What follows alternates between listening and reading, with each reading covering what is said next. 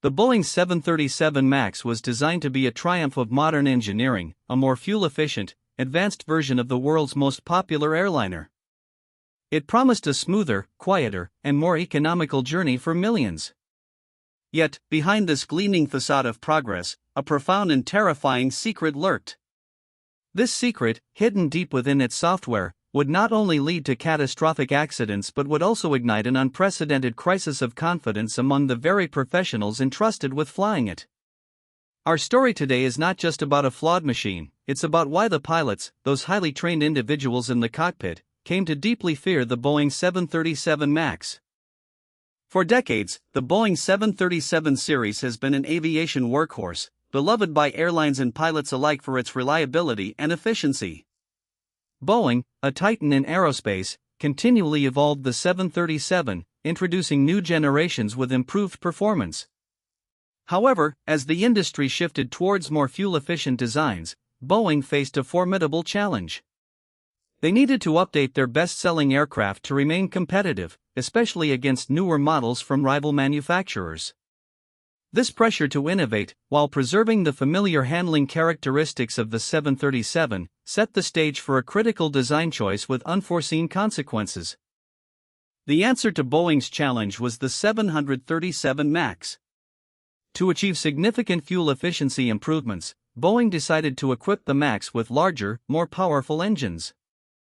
These engines, however, were so large that they couldn't be mounted in the same position as on previous 737 models.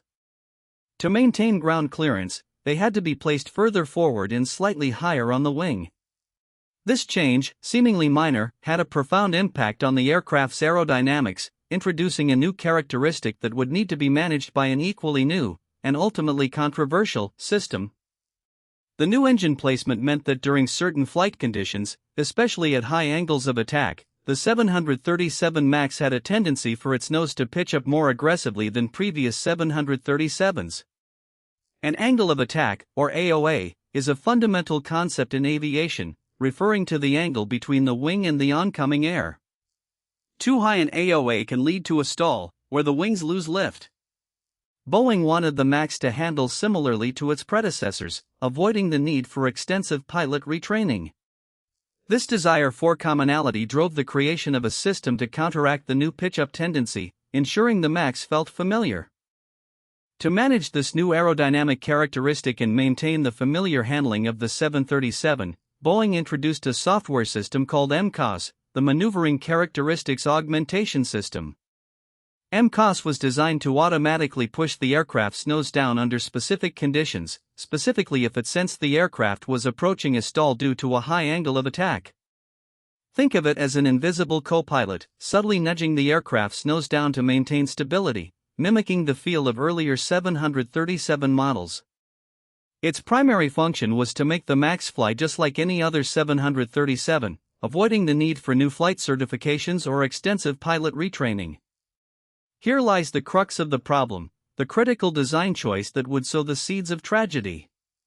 The MCAS system, designed to protect the aircraft, relied on input from only one of the two angle of attack sensors on the aircraft. Modern airliners typically have redundant systems for critical functions, meaning if one sensor fails, there's a backup. But for MCAS, only one sensor was used. This decision created a single point of failure, a vulnerability that would prove catastrophic. If this single, crucial sensor provided erroneous, or incorrect, data, the entire system would act on false information, without any cross-verification. Imagine an automated system making critical flight decisions based on faulty information. If the chosen angle of attack sensor malfunctioned and began sending incorrect data, for instance, falsely indicating the aircraft's nose was pitching up dangerously, MCAS would activate. And it wouldn't just activate once. It was designed to repeatedly push the aircraft's nose down, overriding pilot inputs, believing it was correcting an imminent stall. This meant pilots could be fighting a relentless, unseen force, struggling to keep the aircraft level while the system desperately tried to force it into a dive, all based on a single faulty reading. Perhaps the most chilling aspect, and a primary reason for pilot fear, was that many pilots were completely unaware of MCAS. Boeing did not include detailed information about MCAS in the flight manuals or pilot training materials for the 737 MAX. This meant that when pilots encountered the system's unexpected behavior, they had no frame of reference, no training, and no understanding of what was happening. They were battling an unseen enemy, a system they didn't even know existed, designed to subtly control their aircraft. This lack of transparency stripped pilots of their most fundamental tools, knowledge and preparation. Boeing's marketing strategy for the 737 MAX heavily emphasized commonality with previous 737 models. They promoted the idea that the MAX flew so similarly to its predecessors that pilots would require minimal additional training. This was a huge selling point for airlines, reducing costs and streamlining pilot transitions. The message was clear: if you could fly a 737 NG, you could fly a 737 MAX. This promise of familiarity, while commercially appealing, created a dangerous blind spot, downplaying the need to disclose crucial new systems like MCAS, thereby compounding the eventual crisis of trust. Consistent with the commonality narrative, Boeing successfully argued to regulators that simulator training for the 737 MAX was not necessary. Instead, pilots would receive iPad-based training, focusing on system differences, but crucially, not on MCAS or its potential failure modes. For pilots, simulator training is invaluable. It's where they practice handling emergencies and unforeseen scenarios in a safe environment.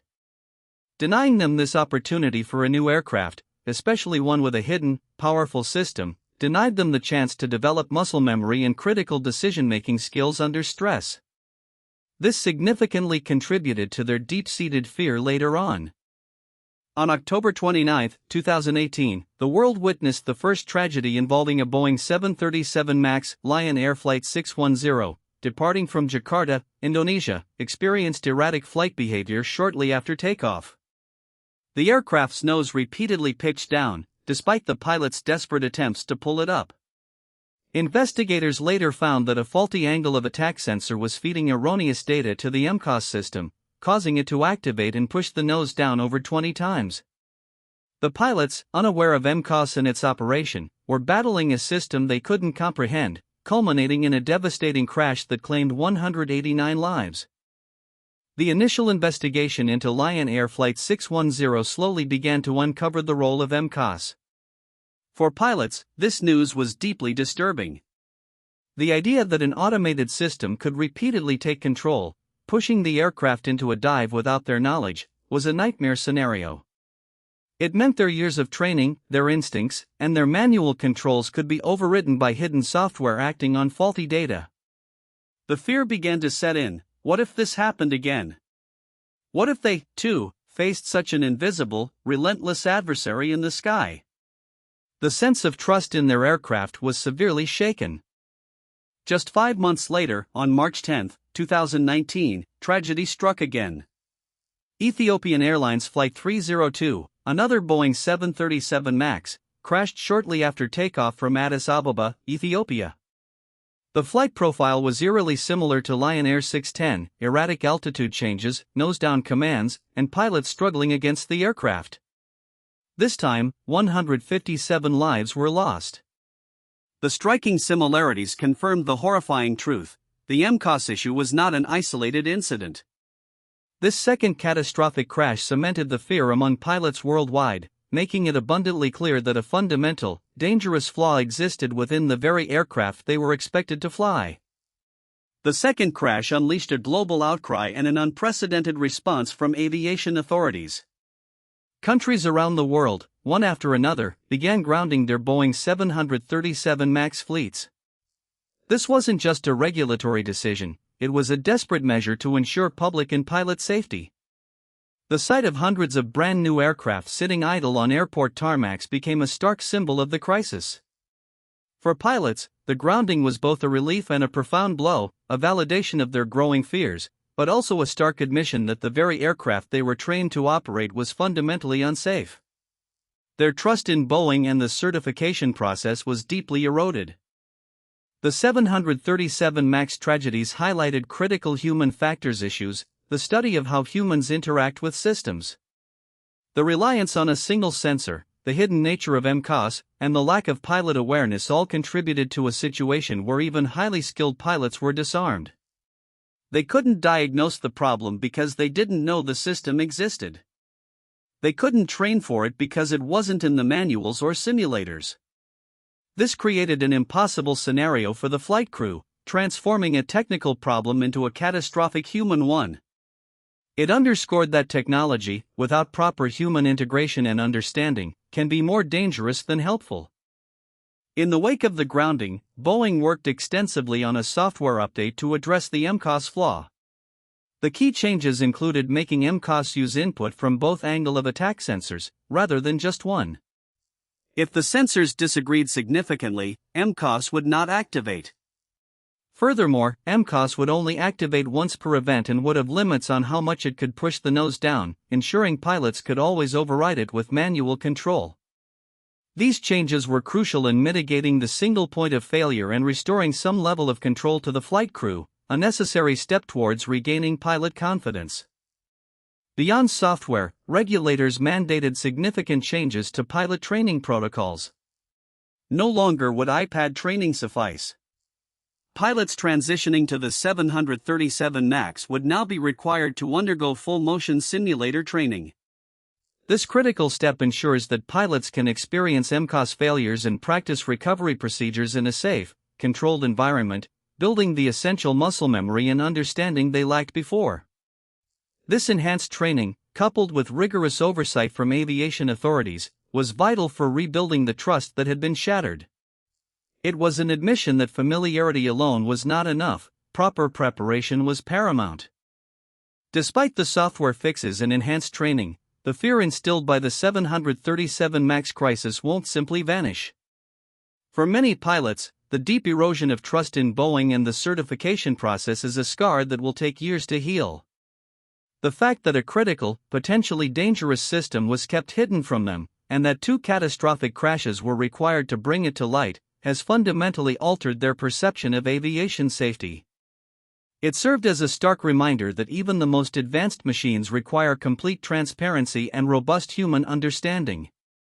Rebuilding that trust, one flight at a time, remains an ongoing challenge. The story of the Boeing 737 MAX is a sobering lesson in the complexities of modern engineering, regulatory oversight, and human factors. It underscores the profound responsibility that manufacturers and regulators bear for pilot and passenger safety. While the MAX has returned to service with significant modifications and enhanced protocols, the memory of what happened, and the fear it ignited among pilots, serves as a permanent reminder. It reminds us that technology must always serve humanity, and that transparency, thorough training, and an unwavering commitment to safety must always take precedence over speed to market or cost-cutting measures. The pilot's fear was a necessary alarm, echoing through the halls of aviation history.